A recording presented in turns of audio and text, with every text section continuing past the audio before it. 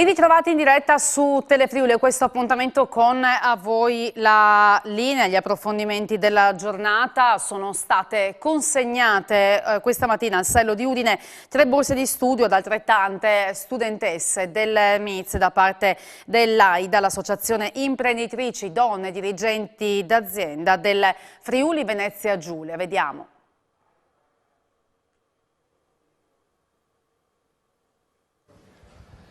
Sì, buongiorno dalla sede del MIZ all'interno dell'Istituto Sello, dove sono appena state consegnate 3 borse di studio ad altrettante studentesse appunto dell'ITS per merito. Consegnate dall'AIDA, perché questo riconoscimento? Allora, innanzitutto AIDA è l'Associazione Donne Imprenditrici e Dirigenti d'Azienda. Il nostro progetto e la nostra mission è di investire sui giovani e sulle giovani per una parità di genere e soprattutto per spingerli a realizzare nel futuro degli obiettivi concreti, oggettivi e volti verso le materie scientifiche. Ecco, dirigente Iannis, anche da queste iniziative si vede la bontà dell'iniziativa del MIZ. Grazie per l'apprezzamento. Sicuramente la nostra vocazione è quella di offrire strumenti, occasioni, opportunità per scelte libere e consapevoli delle giovani ragazze e dei giovani ragazzi. Troppo spesso le aziende di alcuni settori che sono ancora considerati in maniera erronea maschili, parlo dell'ambito aeronautico e dell'ambito meccatronico, non vedono presenze femminili, laddove invece le aziende di grandi, piccole dimensioni ritengono che il contributo femminile unito a attitudini, soft skill e competenze tecniche sia importante per il processo di innovazione. Ecco, l'importanza degli ITS è anche stata sottolineata dal neo Presidente del Consiglio Draghi. Assolutamente, ne siamo molto felici. Dico ne siamo perché non solamente come sistema ITS FVG ma anche sistema nazionale. Purtroppo alcuni aspetti, la denominazione stessa del percorso, alcuni elementi relativi alla sua organizzazione non hanno facilitato l'affermazione sul nostro territorio italiano di questo percorso. Soprattutto vi è ancora una chiusura da parte di molte famiglie, un pregiudizio direi, nei confronti delle possibilità, opportunità di formazione di qualità che questi percorsi offrono. Benissimo, grazie mille, ringraziamo le nostre ospiti. Dalla sede del MIZ all'interno dell'Istituto Sello è tutto, a voi la linea. Grazie a Marco Pasquariello con Tommaso Ravo. È il momento di prendere in considerazione l'opportunità di riaprire i teatri e il cinema della nostra regione. A dirlo è Pietro Tropeano, assessore alla cultura del comune di Pordenone e medico impegnato anche nell'area Covid dell'ospedale civile. In città intanto proseguono alcune mostre nei musei civici. Il mondo della cultura ha voglia di rimettersi in moto, abbiamo visto lunedì sera i teatri anche della nostra regione illuminarsi e di questa voglia parliamo con Pietro Tropeano, assessore alla cultura del comune di Pordenone. Insomma, nel mondo della cultura pordenonese come si sta cercando di ripartire? Assolutamente sì, noi vogliamo continuare a fare cultura, vogliamo continuare a dare cultura, la gente ce lo sta chiedendo a gran voce. Noi siamo qui nel nostro splendido museo civico Richieri, dove c'è anche una bella mostra che ha avuto un grande successo, quella di Francesco Comelli, che appunto prorogheremo di ancora 2 settimane. Ma non solo questa, noi abbiamo diverse mostre per i nostri spazi espositivi, perché vogliamo che la gente in questo momento in cui diciamo è un momento un po' particolare possa avere anche il gusto e la gioia di andare a vedere una bella mostra. Al Museo di Scienze Naturali abbiamo la mostra di Sunburst, poi abbiamo a Galleria Bertoia la bella mostra su Fellini, quindi assolutamente da vedere. Ma ieri, come ha già accennato, i teatri hanno dato vita a quella che è la loro voglia di aprirsi. Io credo che quello che sta avvenendo anche con il ministro Franceschini sia proprio la possibilità di dar vita anche ai teatri con tutte le naturalmente prevenzioni che ci sono in questo momento, la possibilità di vivere. Secondo me questa è una prospettiva buona, anche all'interno di quella situazione che tutti conosciamo, quella situazione medica e sanitaria che io conosco anche molto bene, ma in questo momento la nostra regione, per fortuna, sta andando verso quella che è un calo sia dell'indice di contagio e nello stesso tempo un calo dell'occupazione postiletto. Quindi quello che è stato per noi un po' di privazione nelle settimane scorse adesso si vede chiaramente, ha fatto effetto proprio sui numeri e questo per noi veramente è una grande soddisfazione. Quindi dobbiamo continuare a proseguire così e lo dico molto molto sinceramente con tutte le norme di accuratezza che già conosciamo benissimo, perché questo ci permetterà proprio di vivere al massimo anche quelli che sono gli eventi culturali della città, che ben presto, fra un paio di settimane, le vedremo anche online, perché come ben sa la cultura viaggia online, sarà il titolo di un grosso evento che porteremo proprio in città fra 2 settimane. Ci saranno tantissimi eventi che metteremo in streaming proprio per tranquillamente vedere da casa un pezzo di cultura che adesso probabilmente non riusciamo a vedere. Ecco, da assessore e da medico impegnato anche nel reparto Covid dell'ospedale civile di Pordenone, è il momento adatto adesso per provare a riaprire cinema e teatri? Ma io credo che in questo momento, soprattutto nella nostra regione, qui si potrebbe fare anche un calcolo proprio a livello locale, soprattutto nella nostra regione, con le misure che già conosciamo, cinema e teatri potrebbero iniziare, magari non a pieno regime, ma in via proprio iniziale, potrebbero iniziare a funzionare. Io credo che questo è possibile con i numeri che in questo momento abbiamo. Anche perché le persone, insomma, come diceva, lo richiedono, c'è voglia anche di tornare a un po' di normalità. Assolutamente sì, ma soprattutto, e questo lo dico da medico, dobbiamo assolutamente fare in modo, evitare che quella depressione, quella sensazione di malinconia che in questo momento stiamo vivendo tutti possa prenderci interamente. Allora dobbiamo dare anche un minimo spazio a quelle che sono delle cose belle e perché no andare a teatro o andare a un cinema con tutte, ripeto, le norme di sicurezza che già conosciamo e che abbiamo sempre messo in atto. Cinema e teatri lungo ancora chiusi, ma i musei timidamente ricominciano ad aprire. A Udine sono in programma rassegne organizzate dal Museo Friulano di Storia Naturale. Purtroppo cinema e teatri ancora sono chiusi. Io ho lanciato i miei appelli, speravo già con la riapertura delle scuole superiori, dicevo di poter riprendere, seppure distanziati, con tutte le precauzioni e le protezioni necessarie dovute al momento, però questo ancora no. Però l'attività espositiva riprende nell'ambito del programma delle iniziative dell'anno 2021 del Museo di Storia Naturale e abbiamo approvato il programma anche perché dobbiamo presentare domanda di contributo alla Regione entro certi termini e quindi oggi abbiamo visto un po' quello che farà il Museo di Storia Naturale quest'anno. Abbiamo iniziato con la mostra sulle esplorazioni dei friulani in Antartide, proseguiremo la prossima settimana con una bella mostra sugli antichi abitatori delle grotte in Friuli, quindi un'indagine molto approfondita curata dal Museo di Storia Naturale con la sezione archeologica dei civici musei che sarà presentata in Castello. Io vi invito da mercoledì e nei giorni in cui il castello è aperto, cioè mercoledì, giovedì e venerdì, ricordo mercoledì ingresso gratuito dalle 15 alle 18, giovedì 15-18, venerdì 15-19, ecco, è una bellissima mostra, ma poi soprattutto ci saranno attività quest'estate perché speriamo di riprendere all'esterno, seppure distanziati o sperando che non ci siano più misure, tutta un'attività che ha a vantaggio soprattutto dei giovani e della divulgazione del ricchissimo patrimonio che il Museo di Storia Naturale conserva. Nella seconda parte di A voi la linea, tra poco parleremo di lavori pubblici a Povoletto con Paola Treppo e poi parleremo del Giro d'Italia, edizione numero 104, perché è attesa per questo pomeriggio la presentazione di questa edizione che vedrà protagonista il Friuli Venezia Giulia. Tra poco.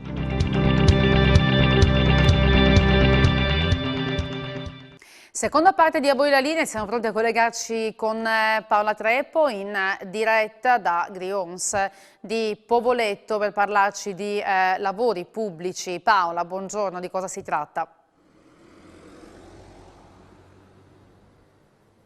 Sì, buongiorno Francesca, buongiorno ai nostri telespettatori. Siamo nel comune di Povoletto, nella frazione di Grions del Torre, con parte dell'amministrazione comunale per spiegarvi quali sono le attività che sono in corso in questo momento nel cantiere che vedete alle nostre spalle con il sindaco Giuliano Castenetto. Buongiorno intanto sindaco, grazie della vostra presenza. Di che cantiere si tratta? Buongiorno a tutti. Praticamente questa è la ristrutturazione del centro di aggregazione giovanile che verrà fatto. È un'ex scuola, grazie a un contributo regionale di 300.000 euro abbiamo appena iniziato questi lavori che permetteranno di riqualificare questo edificio, che poi potrà essere utilizzato sia dai giovani sia dalle associazioni della nostra comunità, non solo di Grions ovviamente, ma di tutto il comune. Ecco, ex scuola, centro di aggregazione giovanile, questa parola un po' negli ultimi mesi, nell'ultimo anno insomma ci ha fatto un po' pensare, insomma si guarda ovviamente naturalmente oltre la pandemia. Beh, sicuramente sì, anche perché credo che insomma ormai ci stiamo avviando, speriamo con questa storia dei vaccini, che si abbia la possibilità di uscirne il prima possibile. E uno dei grossi problemi che la pandemia ha acuito in maniera notevole è proprio il far stare insieme le persone, in questo caso i giovani, ma non solo i giovani. E quindi queste realtà, tra l'altro c'è anche un campetto qua per giocare nel parchetto che c'è vicino. Queste strutture danno la possibilità appunto di aggregare le persone, di metterle insieme. Credo che sia la scommessa per la rinascita proprio questa. Allora chiediamo adesso all'assessore ai lavori pubblici Rudy Macor, che è qui con noi, qualche dettaglio rispetto al cantiere, l'importo, quando comincerà, quali sono i tempi di realizzazione. Allora, l'importo dei lavori è di 300.000 euro comprensivi di tutto, spese tecniche, IVA eccetera. I lavori sono già iniziati in questi giorni qua. I lavori consistono nella messa in sicurezza dell'edificio di parte strutturale, ma è di una ridistribuzione interna di servizi ed altro. Altri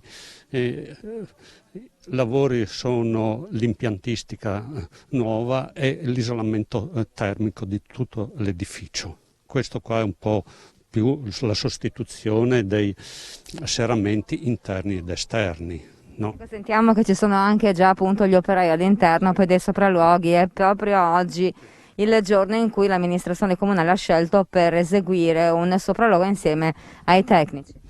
Sì, ecco, questo qua è un po' il lavoro iniziato e quindi i lavori continueranno per tutto quest'anno qua e finiranno quest'autunno, ecco, fra una cosa e l'altra, che sia agibile e quindi usufruibile dai giovani e quindi dalla cittadinanza.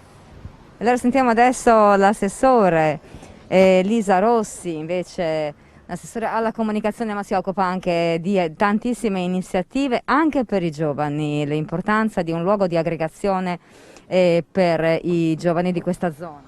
Assolutamente sì, perché con la pandemia un po' le relazioni sono andate perse e quindi il fatto di poter creare anche un luogo fisico che possa poi rispondere a tutti i requisiti di sicurezza è importante. Quindi questa era già sede di numerose associazioni proprio del paese che erano molto attive per la comunità, ma si spostavano anche fuori dalla comunità.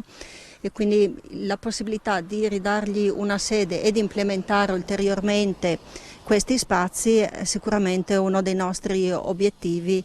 Insomma, speriamo di concludere i lavori quanto prima, forse anche prima dei termini stabiliti. Tra l'altro questo è un luogo particolare, al di là del cantiere, che ci racconta di un lockdown particolare. Lisa, qui vicino c'è un'ancona che è stata demolita a seguito di un incidente proprio durante il periodo peggiore del lockdown, quando veramente eravamo tutti chiusi in casa. Cosa è successo, Lisa? Sì, in effetti proprio qui di fronte abbiamo un'ancona votiva che era stata realizzata negli anni 50 dalla comunità di Grions a causa di un incidente stradale. È stata completamente demolita, non ci sono stati feriti, quindi è stato veramente il miracolo dato dalla figura votiva rappresentata. La comunità si è tutta raccolta attorno a questo progetto, quindi in tempi rapidissimi è stata ricostruita proprio da un impresario del paese, e quindi è stato un ulteriore momento di legame per la comunità che si è stretta attorno a questo simbolo. Ecco, l'abbiamo seguita questa vicenda perché l'artigiano lavorò al tempo da solo in lockdown e poi ci fu l'inaugurazione. Allora Francesca, ringraziamo l'amministrazione comunale di Povoleto, come sempre è molto impegnata sul territorio, e qui da Grions del Torre ti restituisco la linea. Grazie a Paola Treppo con Fabio Di Bernardo per questo collegamento e andiamo a parlare di sport con un'ampia pagina dedicata al Giro d'Italia, perché inizialmente prevista per gli primi di febbraio è stata successivamente spostata e finalmente è giunta l'ora questo pomeriggio di scoprire le carte sulla edizione numero 104 della Corsa Rosa. Già si conoscono le prime 3 tappe, la partenza sarà da Torino con un cronometro individuale di 9 chilometri e si concluderà il Giro d'Italia, che partirà l'8 maggio, il 30 dello stesso mese, e nel fine settimana precedente sarà protagonista il Friuli Venezia Giulia. Lo sarà con il tanto atteso ritorno dello Zoncolan, ma non con il versante di Ovaro, che è stato quello più scalato e quello più conosciuto, bensì con il versante che fece conoscere al mondo il Kaiser, quella montagna che poi è diventata appunto mitica nel panorama ciclistico internazionale. Versante di Sutrio, quindi 2003 la prima ascesa con la vittoria di Gilberto Simoni e questa prima firma sul Kaiser o sul mostro, come lo si voglia chiamare. Sarà di scena lo Zoncolan sabato 22 maggio, alla fine della seconda settimana, una tappa che partirà da Cittadella, arriverà appunto sullo Zoncolan prima di un'altra tappa importante, quella che vedrà la partenza da Grado e l'arrivo a Gorizia, ma ne parliamo tra qualche istante. Intanto appunto sentiamo da Sutrio allora l'attesa per la presentazione di questo pomeriggio e quindi l'ufficializzazione della tappa con l'assessore del comune di Sutrio Daniele Straulino, che ci ha inviato questo video. Buongiorno, siamo a Sutrio, siamo in Friuli Venezia Giulia e da qui, da questa strada, il 22 maggio di quest'anno passerà il Giro d'Italia. La tappa sarà da Cittadella sul Monte Zoncolan, versante Sutrio. Quest'anno, come il 2003, che è la prima occasione, la prima edizione del Giro d'Italia sullo Zoncolan, passerà proprio da Sutrio, su questa strada. Riusciranno i ciclisti a passare all'interno dell'abitato di Sutrio e di questo siamo molto orgogliosi.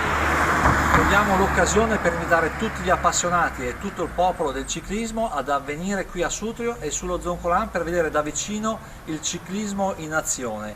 Quest'anno sarà anche un'occasione, mi auguro, unica per poter avvicinare i ciclisti. È da un anno che purtroppo per queste vicissitudini siamo tutti chiusi in casa e quindi io spero che per quella data, il 22 maggio, ricordo, ci sarà la possibilità di muoverci liberamente e di poter assistere alla tappa tranquillamente e in sicurezza. Da Sutrio è tutto, ci vediamo il 22 maggio, ciao! C'è entusiasmo, insomma, e la speranza di riuscire ad avere il pubblico, comunque almeno in parte. Già lo scorso anno, ricorderete, a ottobre in Friuli Venezia Giulia ci fu il bellissimo esperimento, per esempio, della salita al monte di Muris con le prenotazioni per poter assistere appunto a quella salita. Dunque il 22 maggio cominceranno le montagne, ingresso in Friuli Venezia Giulia con la tappa che partirà dal Veneto, da Cittadella, il giorno dopo a tutto Friuli Venezia Giulia, partenza dall'Isola del Sole e arrivo a Gorizia. Allora sentiamo il sindaco Ziberna con questa tappa dal forte sapore transfrontaliero. È da 3 anni che incalzavo l'amico di vecchia data Enzo Caimero, il patron del Giro d'Italia nel Friuli Venezia Giulia, affinché riuscisse a portare una tappa del Giro a Gorizia nella nostra città, e finalmente siamo riusciti a ottenere, grazie naturalmente perciò all'amico Cainero. La grande soddisfazione è che il Giro arriverà a Gorizia, non soltanto transiterà, ma arriverà a Gorizia domenica 23 maggio dopo le 17. Sarà una grande, importante, straordinaria vetrina per tutto il nostro territorio. Noi sappiamo che l'evento sportivo in Italia che produce il maggior impatto in termini di turismo è senza dubbio il Giro d'Italia. Perciò un fatto che mi interessava in modo particolare è che attraversasse anche Nova Gorizia, e perciò quella piazza, la piazza della Transalpina, simbolo di questa candidatura Nova Gorizia, capitale europea del 2025. Sarà una grande opportunità, una grande vetrina, una grande opportunità promozionale. Riuscire perciò a promuovere questa conurbazione della città, io credo che sia davvero un grande evento mondiale con cui inaugurare questa campagna informativa di Nova Gorizia, capitale europea del 2025. E non è finita, perché la terza e ultima settimana del Giro d'Italia, quella che condurrà all'arrivo del 30 maggio, partirà ancora dal Friuli Venezia Giulia, dalla destra Tagliamento, per poi dirigersi verso le Dolomiti, con una tappa che riguarderà anche le tre cime di Lavaredo. Insomma, questo pomeriggio si conosceranno poi tutti i dettagli di queste tappe e i passaggi che riguarderanno la nostra regione. Vi do appuntamento quindi al telegiornale delle 19, al TG Sport, poi a Sport FVG alle 19:30 per saperne di più. Domattina ore 7 con Enzo Cainero, ospite in studio. È tutto per questo appuntamento con A Voi la Linea, che torna domani alle 12:45. Io vi ringrazio per averci seguito, vi auguro buon pomeriggio.